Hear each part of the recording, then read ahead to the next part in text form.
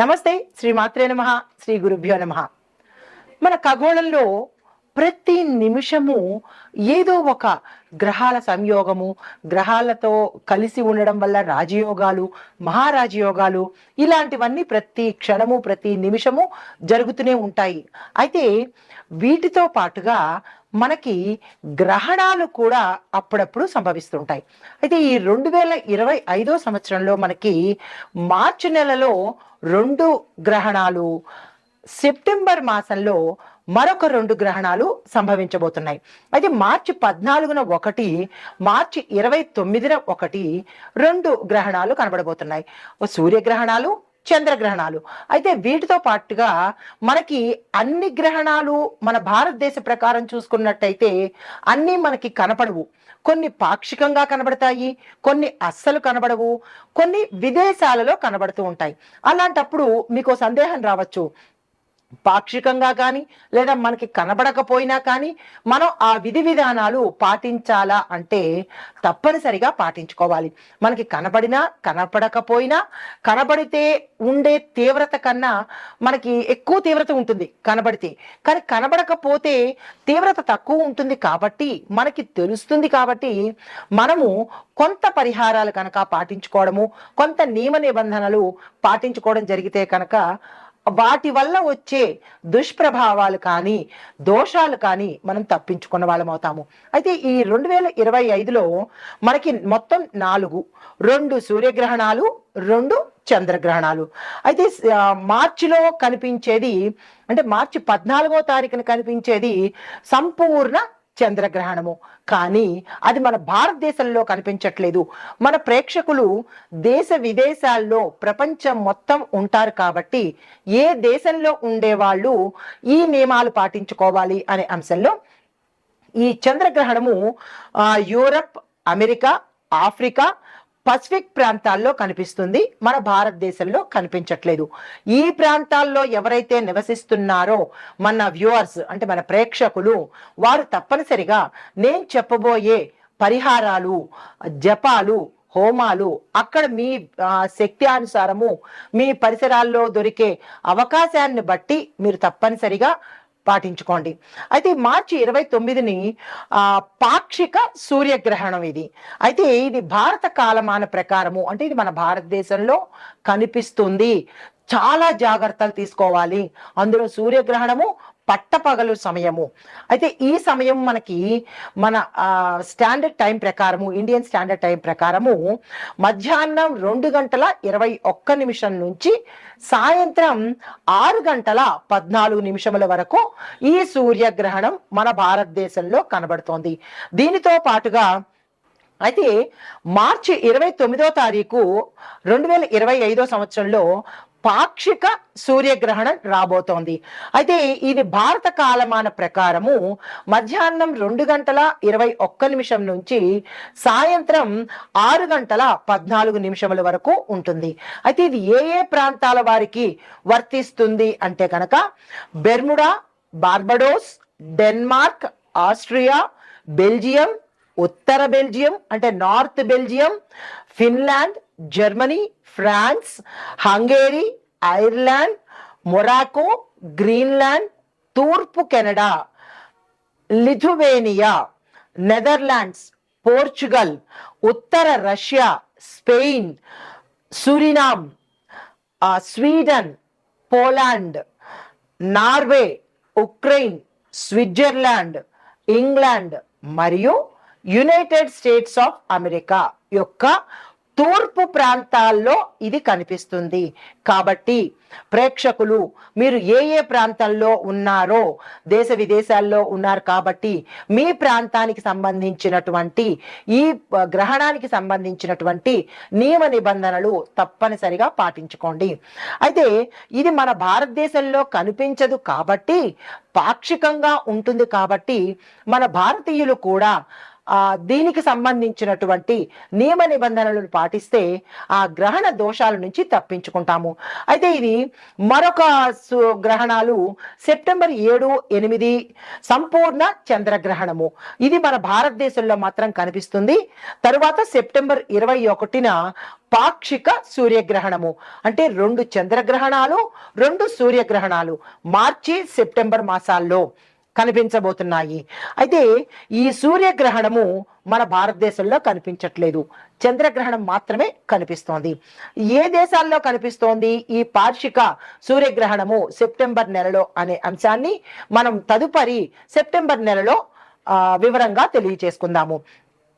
అయితే ఇప్పుడు మన భారతదేశంలోనూ మిగతా దేశాల్లోనూ మార్చి 29వ తారీఖు కనపడబోయే ఈ గ్రహణానికి సంబంధించినటువంటి సమయాలు, సూతక కాలము, పట్టు విడుపు నియమ నిబంధనలను వివరంగా చెప్తాను. నోట్ చేసుకోండి లేదా మరలా వినే ప్రయత్నం చెయ్యండి. అయితే గ్రహణ ప్రారంభానికి 12 గంటలు సూతక కాలము అంటారు. గ్రహణం పట్టే సమయం మనం చెప్పుకుంటున్నాము, దానికి ముందు 12 గంటల నుంచి సూతక కాలం కాబట్టి ఆ సమయంలో నియమాలు ఏంటంటే ఆహారము తీసుకోకూడదు, పూజలు చెయ్యకూడదు, ముఖ్యమైన కార్యక్రమాలు అంటే పెళ్ళిళ్ళు కానీ, ఉపనయనాలు కానీ, లేదా ఒడుగులు, బారసాలలు ఇలాంటివి ఏవైనా గృహప్రవేశాలు ఏదైనా శుభకార్యాలు ఉంటే అవి ఆపివేయవలసిన పరిస్థితి. దీంతో పాటు గర్భిణీ స్త్రీలు మాత్రము ప్రత్యేకమైన జాగ్రత్తలు తప్పనిసరిగా తీసుకోవాలి. తర్వాత గ్రహణ అనంతరము, గ్రహణం ముందు స్నానము, సూతక కాలంలో ఏమీ చెయ్యకూడదు. గ్రహణ అనంతరము స్నానం చేసి మనము గరికతో ఇల్లంతా శుభ్రం చేసుకుని, పసుపు నీళ్లతో శుభ్రం చేసుకుని, ఆ తరువాత స్వామివారికి పూజా కార్యక్రమాలు చేసుకుని విధి విధానంగా మనం అన్ని కార్యక్రమాలు చేసుకోవచ్చు. అయితే గ్రహణానికి పట్టే సమయం మనకు తెలుస్తోంది కాబట్టి ప్రతి ఒక్క తినే పదార్థం మీద కానీ, ఊరగాయల మీద కానీ, మన తినుబండారాలకు సంబంధించినటువంటి అన్నిటి మీద దర్భలు కనుక వేసినట్టయితే ఆ సమయంలో ఆ ఆహార పదార్థాలకి ఏవైనా దోషాలు అంటుకుంటే అవి తిన్న మనకి ఆ దోషాలు కూడా అంటుకుంటాయి. కాబట్టి ఈ గ్రహణ సమయంలో దర్భను లేదా గరికను తీసుకొచ్చి మీ గృహాల్లో ఏవైతే తినుబండారాలు ఉంటాయో, ఎక్కడైతే మీరు తినుబండారాలు స్టోర్ చేసుకుంటున్నారో ఆ ప్రాంతాల్లో తప్పనిసరిగా దర్భను, గరికను వేసుకోండి. దర్భ అంటే ఎండుగడ్డి, గరిక అంటే పచ్చగడ్డి. దర్భ దొరకని వాళ్ళు పచ్చగడ్డి వేసుకున్నా తప్పులేదు.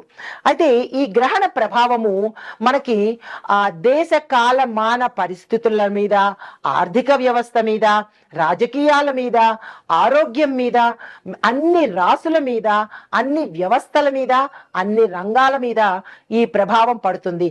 అంటే ప్రపంచవ్యాప్తంగా ప్రతి దానికి, ప్రతి అంశానికి ఈ గ్రహణం అనేది దాని దోషాలు ఉంటాయి. కాబట్టి తప్పనిసరిగా ఏముందిలే, సైన్స్ ప్రకారం చూసుకుంటే ఆ సూర్యుడికి చంద్రుడికి మధ్యలో భూమి వస్తుంది, లేదా సూర్యుడికి చంద్రుడికి మధ్యలో వీడు వెళ్తారు, వాళ్ళు వెళ్తారు అని నాన్సెన్స్ గోన్సెన్స్ అనుకుని మీరు వదిలేసినా, లేదా ఏంట్లే సైన్స్ ముదురుతున్నా, ఇంకా ఇలా పాత చింతకాయలు అనుకుని వేళాకోళం చేసినా దాని ప్రభావాలు తరువాత ప్రతి ఒక్క జ్యోతిష్కుడికి ఫోన్ చేసి అయ్యా మేము ఈ బాధలు పడుతున్నాము, అయ్యా మేము ఈ బాధలు పడుతున్నాము, ఈ ఇబ్బందులు పడుతున్నాము అని ఫోన్ చేసే పరిస్థితి నుంచి తప్పించుకుంటారు.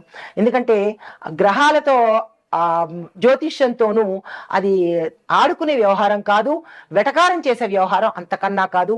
దాని తీవ్ర పరిణామాలు మనమే అనుభవించాలి, ఎవరో అనుభవించరు. కాబట్టి తప్పనిసరిగా మరీ చెబుతున్నాను, గ్రహణ సమయాల్లో చెయ్యవలసిన పని తప్పనిసరిగా చేసుకోండి.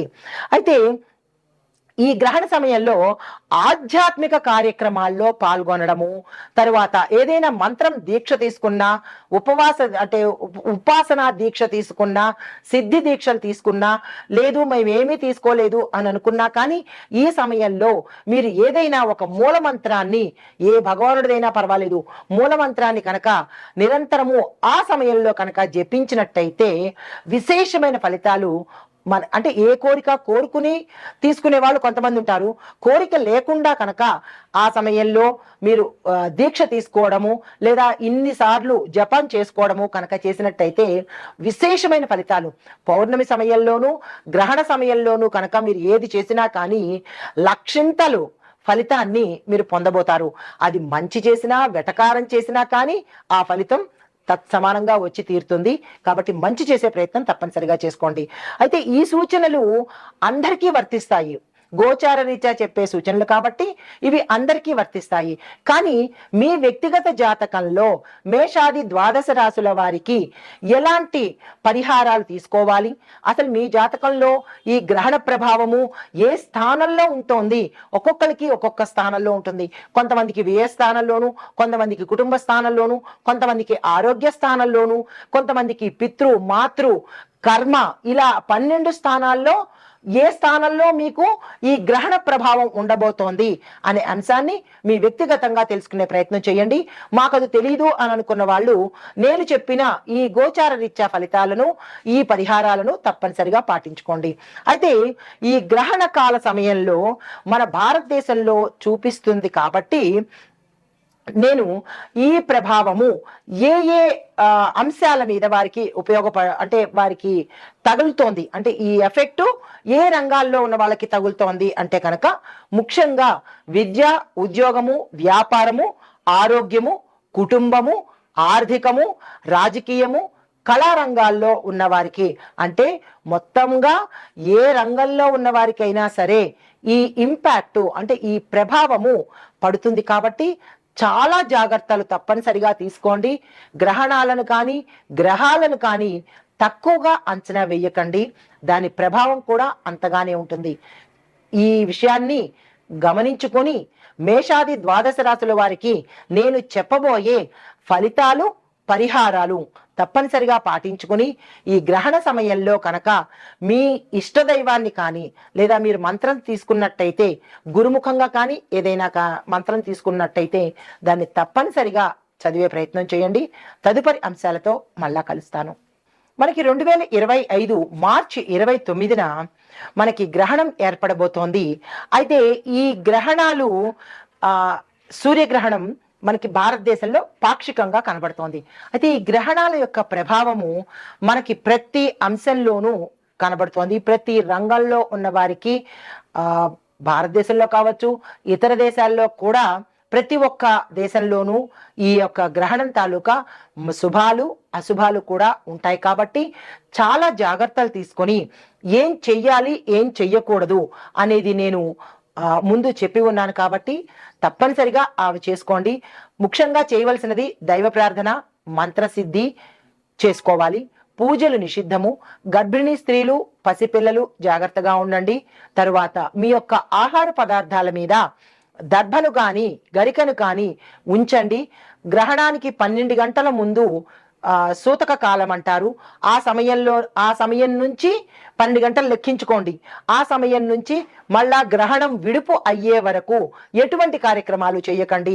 ఆహారం తీసుకోవడం కానీ, పూజలు చేసుకోవడం కానీ, శుభకార్యాలు చేసుకోవడం కానీ ఇలాంటివన్నీ నిషిద్ధము. దాంతో పాటుగా మీరు చేయవలసిన పని, గ్రహణం పడుతోంది అని అనగానే తలస్నానం చెయ్యండి, శుభ్రతను పాటించండి. మళ్ళా గ్రహణం విడిపోయింది అనగానే మళ్ళా తలస్నానం చేసి అప్పుడు ఇల్లు శుభ్రం చేసుకొని అప్పుడు మీ యొక్క పూజా మందిరంలో దీపం వెలిగించుకొని పూజను కనుక ప్రారంభించినట్టయితే, అంటే దేవుడిని పూజా మందిరాన్ని శుచిగా శుభ్రత చేసుకుని సంప్రోక్షణ చేసుకుని అప్పుడు మళ్ళా మీ యొక్క పూజను ప్రారంభించినట్టయితే సత్ఫలితాలు పొందే అవకాశం ఉంది. సైన్స్ పరంగా ఇది నాన్ సెన్స్ అనుకుంటే దాని తలక ఫలితాలు కూడా నాన్ సెన్స్ లాగానే ఉంటాయి. అది కూడా మనమే అనుభవించవలసి వస్తుంది. కాబట్టి గ్రహణాన్ని నిర్లక్ష్యం చెయ్యకండి. అయితే ఈ గ్రహణంలో, అంటే ఈ గ్రహణ సమయంలో మేషాది ద్వాదశ రాశుల వారికి ఎలాంటి ఫలితాలు ఉంటుంది, అది ఈ గ్రహణం అనేది ఒక్కొక్క వ్యక్తి మీద, ఒక్కొక్క రాశి మీద, ఒక్కొక్క రంగం మీద ఒకే ఫలితాలు చూపించవు. అంటే వారి వారి యొక్క జన్మ లగ్నాన్ని బట్టి, జన్మ జాతకాన్ని బట్టి, వారి యొక్క నక్షత్రాన్ని బట్టి, రాశులను బట్టి వివిధ రంగాల వారికి ఒక్కొక్క ఫలితాలు ఇస్తాయి. కానీ ఒకే ఫలితాలు మాత్రము ఇవ్వవు, అది గమనించుకోండి. అయితే ముందుగా మేషరాశి వారికి చూసినట్టయితే, అంటే ఒక్కొక్క రాశిలోనూ మరలా మీకు నేను చెప్తున్నాను, ఒక్కొక్క రాశిలో 3 నక్షత్రాలు ఉంటాయి, 9 పాదాలు ఉంటాయి. అందులో మీది ఏ నక్షత్రము, ఎన్నో పాదము అనేది వివరంగా తెలుసుకొని ఆ పరిహారాలను తప్పనిసరిగా పాటించుకోండి. అయితే మేషరాశిలో ఉండే వారి యొక్క ఈ గ్రహణ ఫలితాలు ఎలా ఉన్నాయి అంటే, ఉద్యోగంలో ఒత్తిడి పెరుగుతుంది, దాంతోపాటు కొంతమందికి ఉద్యోగంలో స్థిరత్వం అనేది లోపిస్తుంది, ఉద్యోగాలు మారడం కానీ, మానసిక అశాంతి కానీ, మానసిక క్షోభ కానీ, లేదా అంటే బాసుల ద్వారా కానీ, లేదా అంటే మీ యొక్క యజమాని, బాస్ అన్న యజమాని ఒకటే, మీ యజమానుల ద్వారా కానీ, లేదా మీ సహోద్యోగుల ద్వారా కానీ మీరు తీవ్రమైన ఇబ్బందులకు గురయ్యే అవకాశము, కొంతమంది విసుగు చెంది ఈ ఉద్యోగం నాకు వద్దు అనుకుని మారే పరిస్థితి, అంటే స్థానచలనాలు, గృహపరంగా స్థానచలనాలు కావచ్చు, లేదా ఉద్యోగపరంగా కూడా స్థానచలనాలు సంభవించే అవకాశం కనబడుతోంది. అయితే వ్యాపారంలో, అంటే వ్యాపార, వర్తక, వాణిజ్య, పారిశ్రామిక రంగాలలో, వ్యవసాయ రంగంలో ఉన్న వారికి ఆటంకాలు ఎదురయ్యే అవకాశం కనబడుతోంది. జాగ్రత్తలు తీసుకోండి. ఏ ప్రయత్నాలు ఈ గ్రహణ సమయంలో ఆలోచించకండి, ఆ ప్రయత్నాలు చెయ్యకండి. అయితే తర్వాత ఆరోగ్యపరంగా చూసినట్టయితే, సూర్యగ్రహణం కాబట్టి సూర్యుడు దేనికి అధిపతి అంటే అధికారానికి, లీడర్షిప్కి, దాంతో పాటు రాజయోగానికి, మన శరీరంలో కనుక చూసినట్టయితే తలకు సంబంధించిన అధిపతి ఆయన కాబట్టి తలకు సంబంధించినటువంటి రుగ్మతలు రావడము, కళ్ళకు సంబంధించినటువంటి రుగ్మతలు రావడము, అంటే తల భాగంలో ఏ అంటే అవయవాలు ఉంటాయో వాటికి సంబంధించినటువంటి రుగ్మతలు వచ్చే అవకాశం గోచరిస్తోంది. చాలా జాగ్రత్తలు తీసుకోండి. తర్వాత రాజకీయ పరంగా చూసినట్టయితే అధికారాన్ని ఇచ్చేవాడు ఆయనే, తీసేసేవాడు ఆయనే కాబట్టి రాజకీయ నాయకులు కానీ, లేదంటే లీడర్స్ కానీ, ఏదైనా పదవుల్లో, కీలకమైన పదవుల్లో ఉండే మేనేజర్సు, అడ్మినిస్ట్రేటర్సు, ఇలాంటి వీళ్ళందరూ కూడా ఈ సమయంలో జాగ్రత్తలు తీసుకోండి. దీంతో పాటు మానసిక స్ట్రెస్తో పాటు అంటే బ్రెయిన్కి సంబంధించినటువంటి కొన్ని అనుకోని రుగ్మతలు మీకు ఈ సమయంలో బయటపడే అవకాశము, ముందుగా తెలియకుండా ఈ సమయంలో మీకు బయటపడే అవకాశం ఉంది. అలాగేదైనా బయటపడితే కనుక తక్షణమే డాక్టర్ పర్యవేక్షణ తీసుకోండి, నిర్లక్ష్యం చేయకండి. అయితే కుటుంబ పరంగా ఎలాంటి ఫలితాలు ఇస్తున్నాడు అంటే, కుటుంబంలో అన్నదమ్ముల మధ్య, తండ్రి కొడుకుల మధ్య, తల్లి బిడ్డల మధ్య, బంధువర్గంలోనూ విపరీతమైన అలజడి, మాట పట్టింపులు, కోపతాపాలు, కొట్టుకోవడాలు, తిట్టుకోవడాలు, ఇలా అస్తవ్యస్తమైన పరిస్థితిని ఈ సమయంలో ఇవ్వబోతున్నాడు. సంయమనం పాటించండి. అంటే ఆయన ఫలితాన్ని ఇస్తున్నాడు కదా అని మనం కొట్టేసుకోక్కర్లేదు, మనం తిట్టేసుకోక్కర్లేదు. కానీ ఈ సమయం తెలుసు కాబట్టి జాగ్రత్తలు పాటించుకొని కుటుంబాన్ని పరిరక్షించే ప్రయత్నం చేయండి. ఎటువంటి శుభకార్యాలకు ఆలోచన చేయొద్దు, ప్రణాళిక వేసుకోవద్దు. ఎటువంటి కార్యాలు ఉన్నా కానీ ఈ రోజుకి వాయిదా వేసేసుకోండి. 29 మార్చి తప్పనిసరిగా గుర్తుపెట్టుకోండి. ఆ సమయంలో ఎటువంటి పనులు చేపట్టకండి. అయితే మీకు చెప్పదగిన పరిహారము హనుమాన్ చాలీసా తప్పనిసరిగా పఠించండి. ఎందుకు హనుమంతుడినే చెబుతున్నాను, హనుమంతుడే ఎందుకు ప్రతిసారి చెబుతారు అని మీకు డౌట్ రావచ్చు. అంటే హనుమంతుడికి గురువు సూర్యుడు కాబట్టి, ఆయన దగ్గర ఈయన విద్యలు నేర్చుకున్నాడు కాబట్టి, సూర్యుడు హనుమంతుడికి వరం ఇచ్చాడు. ఎటువంటి గ్రహదోషాలు కలిగినా కానీ, విద్య పూర్తయిన అనంతరము ఎటువంటి గ్రహదోషాలు మానవులకి కలిగినా కానీ, ఎటువంటి గ్రహ పీడలు కలిగినా కానీ, నిన్ను స్మరించిన వాళ్లకు ఆ పీడల నుంచి విముక్తి కలుగుతుంది అని వరం ఇచ్చాడు. కాబట్టి మీరు అనుకోవచ్చు, ప్రతిసారి హనుమాన్ చాలీసా చదవండి, హనుమంతుడి ఆలయానికి వెళ్ళండి అని ఎందుకు చెప్తారు అని మీకు విసుగు రావచ్చు. మన గ్రహాలకి కానీ లేదా గ్రహపీడలకు కానీ పరిష్కారం చూపించే వాళ్ళు ముగ్గురు. 1 ఆంజనేయ స్వామి, 2 శివుడు, 3 విష్ణుమూర్తి. వీళ్ళ ముగ్గురునే మనం ఆశ్రయించాలి. కాబట్టి తప్పనిసరిగా హనుమంతుడి ఆలయానికి వెళ్ళండి, హనుమాన్ చాలీసా పఠించండి. 2వది, మంగళవారం రోజు ఈ మేషరాశి వారు గోధుమలను దానం చేయండి యథాశక్తి. మీకు ఎన్ని కేజీలు దానం చేయాలి అని అనిపిస్తే అన్ని కేజీలు దానం చేయండి. మాకు అంత అవకాశం శక్తి లేని వారు అధమంలో అధమము కేజింపావు దానం తప్పనిసరిగా ఇచ్చుకోండి. అయితే శివుడికి అభిషేకం చేయించుకునే ప్రయత్నం చేయండి. చేస్తే గ్రహ దోషాలు, గ్రహ పీడలు కూడా నివారించే శక్తి వీళ్ళ ఇద్దరికే ఉంది. మూడవ దేవుడు విష్ణుమూర్తి కాబట్టి ఇక్కడ ఈ మేషరాశి వారికి ఆంజనేయ స్వామి, శివుణ్ణి మాత్రమే చెప్పడం జరిగింది. ఈ పరిహారాలు చేసుకోండి. నమస్తే. అయితే ఈ గ్రహణ ప్రభావాన్ని మనం అనుభవించకుండా తగ్గించుకోవడానికి దానాలు, జపాలు, పూజలు అంటే గ్రహణం విడిచిన తర్వాత చేసే పూజలు, శుద్ధి కార్యక్రమాలు చాలా తప్పనిసరి. ఇల్లుని శుద్ధి చేయడము, పూజా గది శుద్ధి చేయడము, దేవుణ్ణి శుద్ధి చేయడము తప్పనిసరి. మాంసాహారము, మద్యము ఈ రెండూ నిషిద్ధము. ఈ రోజు బ్రహ్మచర్యం తప్పనిసరిగా పాటించాలి. వీటితో పాటు ఇందాక మనం వృక్షారోహణ అనే అంశాన్ని ఒక చిన్న మాటను మీకు చెప్పాను. అసలు వృక్షారోహణము అంటే ఏమిటి అనే అనుమానం మీకు రావచ్చు. దాని గురించి వివరంగా చెప్తాను. అయితే వృక్షారోహణము అంటే చెట్లను నాటడము, ట్రీ ప్లాంటేషన్ అంటారు. అయితే ఇది పర్యావరణ పరిరక్షణకు చాలా ముఖ్యమైనది. ఈ చేయడం వల్ల భూమి మీద ఆక్సిజన్ పెరుగుతుంది అంటే సైంటిఫిక్ రీజన్గా.